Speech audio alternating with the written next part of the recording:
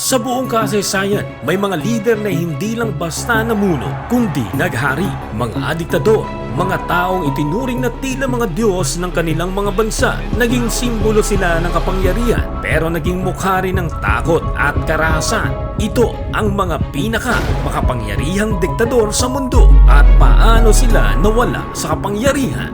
It's time, Solid Archers. Welcome to Watchlight, kung saan asintado ang bawat kalaman. Sa bawat panahon, may mga lider na hindi lang namuno, kundi sinamba, kinatakutan at sinumpa.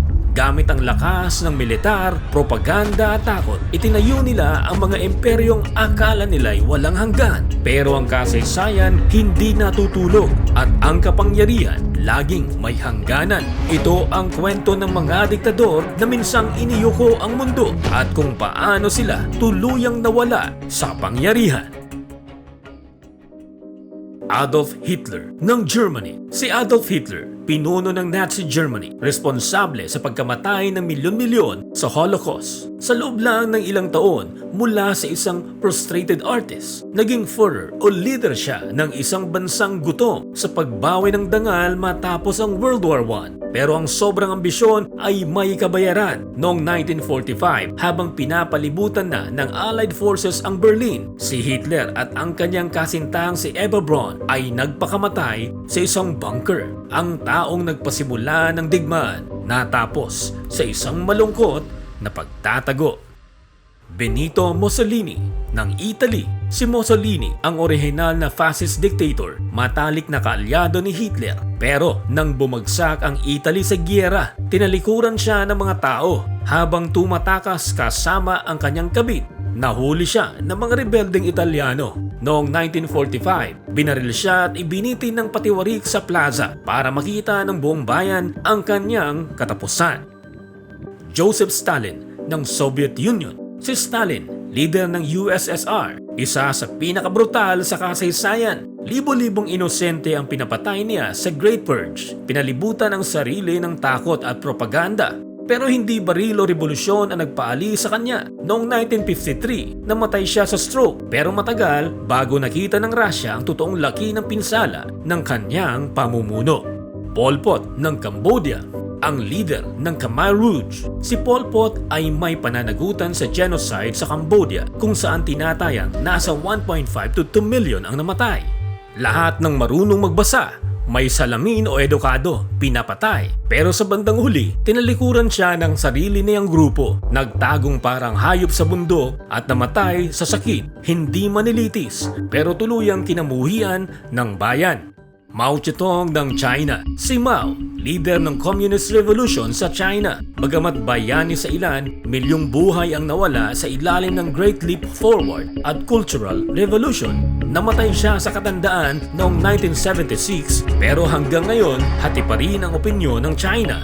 Tagapagligtas ba siya o diktador na pumatay ng milyon-milyon? Kim Il-sung at Kim Jong-il ng North Korea. Ang ama't anak na nagpatibay ng Hermit Kingdom sa ilalim ng kanilang rehimen, walang kalayaan ang mamamayan, propaganda at gutom ang namayani. Walang revolusyon, wala ring pagbagsak, pero ang North Korea ay nananatiling nakatali sa isang dynasty ng diktadorya hanggang ngayon. Fidel Castro ng Cuba. Si Fidel Castro ang naging mukha ng komunismo sa Latin America. Mula sa isang abogado at rebelde, naging diktador siya ng Cuba sa loob ng mahigit 49 years. Matapos pabagsakin ang diktador na si Fulgencio Batista noong 1959, agad niyang pinagtibay ang kapangyarihan gamit ang militar at pakikipag-alyansa sa Soviet Union. Ipinagbawal niya ang media, tinanggal ang oposisyon at kinulong o pinatay ang mga tumutuligsa sa kanya. Naging simbolo rin siya ng Cold War tension, lalo na nang pinayagan niyang magtayo ng Soviet nuclear missile sa Cuba.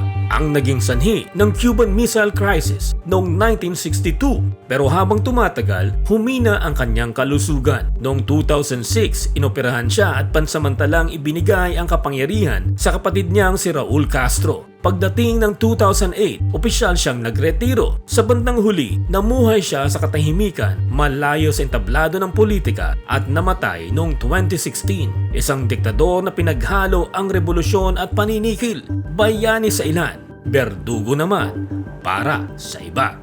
Si Che Guevara naman ay isang Argentine Marxist revolutionary na tumulong sa Cuban Revolution kasama si Fidel Castro. Matapos manalo ang revolusyon noong 1959, binigyan siya ni Castro ng mataas na posisyon sa gobyerno tulad ng Minister of Industries at Presidente ng Central Bank. Hindi siya naging head of state o pinuno ng bansa, kaya hindi siya maituturing na diktador sa teknikal na kahulugan.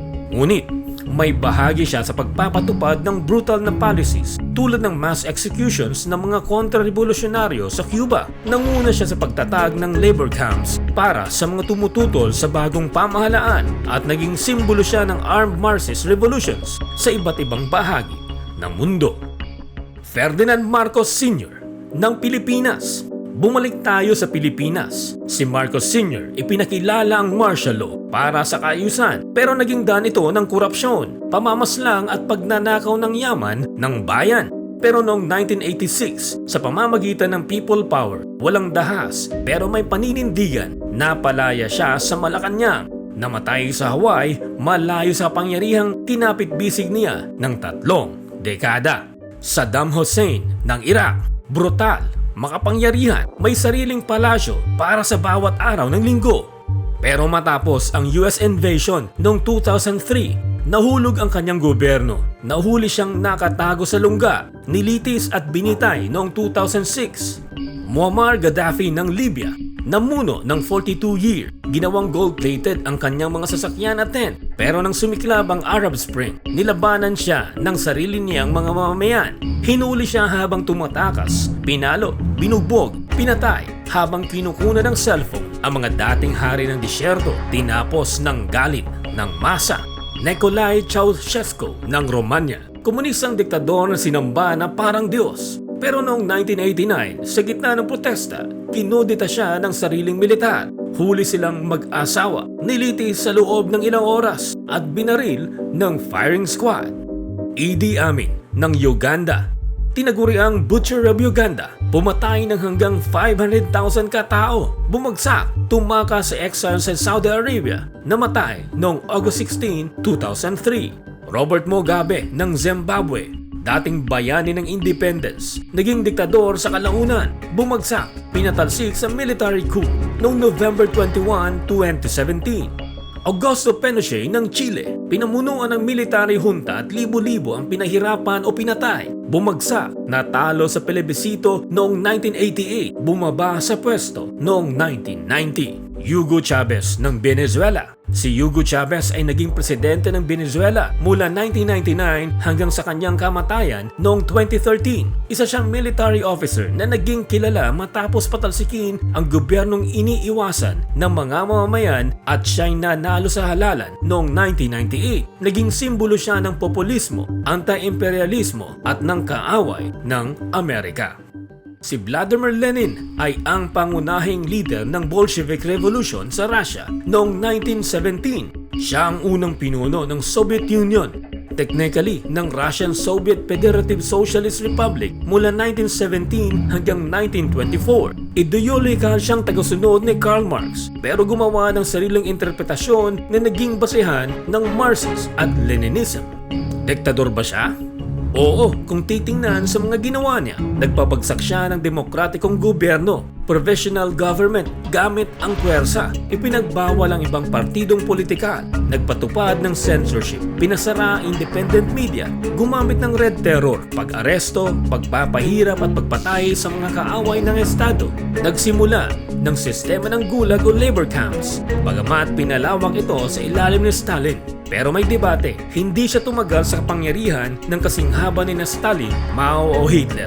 At may mga nagsasabing revolutionary leader lang siya noong simula at hindi raw may kukumpara sa mga mas brutal na diktador. Panghuling trivia, kapag pinag-uusapan ang mga diktador o komunismo, bakit nababanggit si Karl Marx?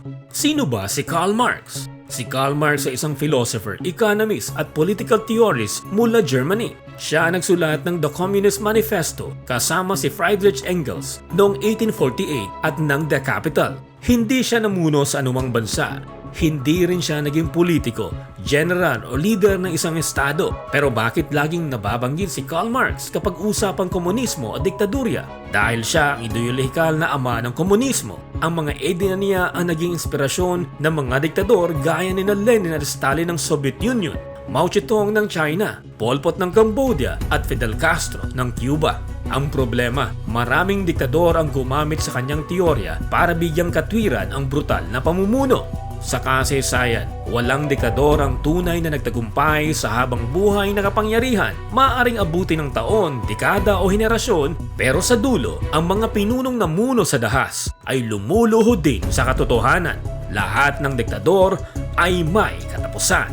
Anong masasabi mo sa video ngayon, Solid Archers? Sino pang alam mong naging diktador ngunit hindi natin nabanggit? I-comment mo lamang sa ibaba ang iyong sagot. Hanggang sa susunod, Solid Archers, it's time